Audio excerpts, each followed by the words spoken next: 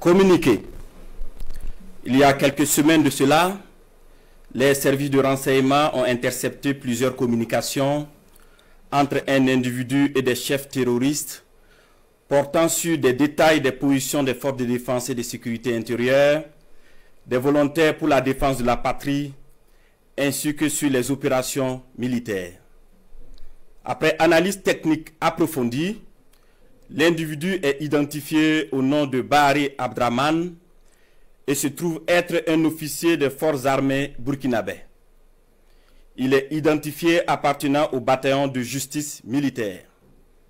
La recherche d'informations sur lui dans son corps d'appartenance va permettre aux agents de renseignement de découvrir que l'officier est en situation d'absence irrégulière depuis quelques semaines et fait l'objet de procédures pour désertion. La surveillance des communications du lieutenant déserteur Bahari Abdraman va donner des liens supplémentaires qui vont intéresser les services de renseignement, notamment avec un officier des forces armées du nom de Compaoré Joani, un ancien sous-officier de l'armée burkinabè du nom de Zerbo Laoko, un officier en service au centre intégré des opérations du Burkina Faso, le commandant Ouedraogo Frédéric, un officier des forces armées en stage dans un pays européen, mais déserteur depuis un bout de temps et ayant rejoint Abidjan du nom de Kaboré Constantin. Le travail minutieux des services de renseignement va révéler un grand complot en préparation contre notre pays, dont le but ultime est de semer le chaos total en vue de placer le pays sous tutelle d'une organisation internationale à mesure de reprendre le contrôle dans 10 ou 20 ans selon les instigateurs.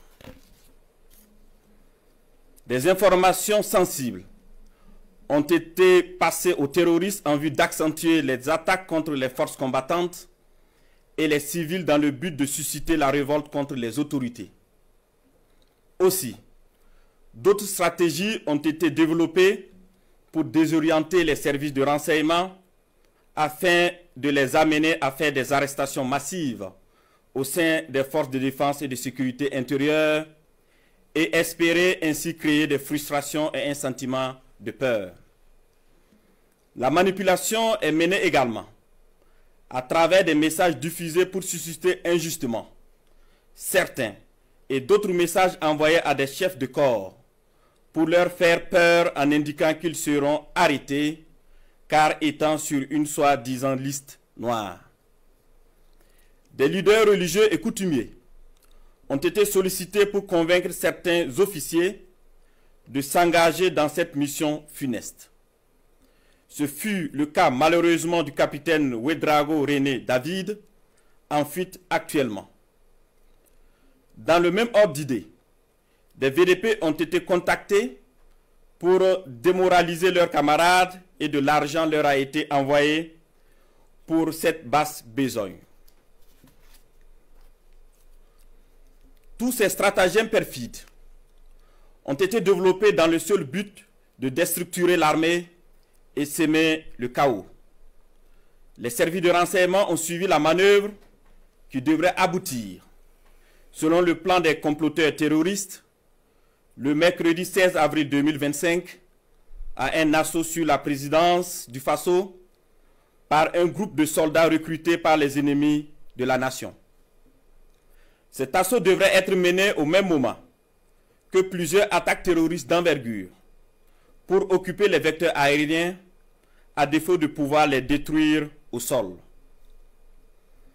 Quelques jours avant la mise en œuvre de ce projet diabolique, des VDP et soldats patriotes se sont présentés dans plusieurs services, notamment au renseignement et à la présidence du Faso, pour dénoncer le coup en préparation. Ces dénonciations se sont poursuivies jusqu'au mardi 15 avril 2025 et ont permis d'arrêter des cerveaux de la manœuvre à Ouagadougou et d'autres en fuite vers la Côte d'Ivoire. Il faut noter que les cerveaux à l'extérieur du pays sont tous localisés en Côte d'Ivoire, y compris le nommé Bahari Abdraman.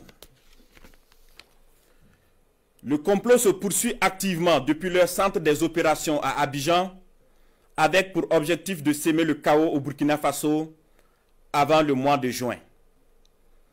Les services de renseignement poursuivent leurs actions de surveillance et tiendront l'opinion nationale au courant de toute évolution de la situation. Plusieurs autres personnes impliquées sont suivies et assumeront les conséquences de leurs actes le moment venu. Nous invitons les populations à rester sereines et vigilantes et à signaler toute activité suspecte.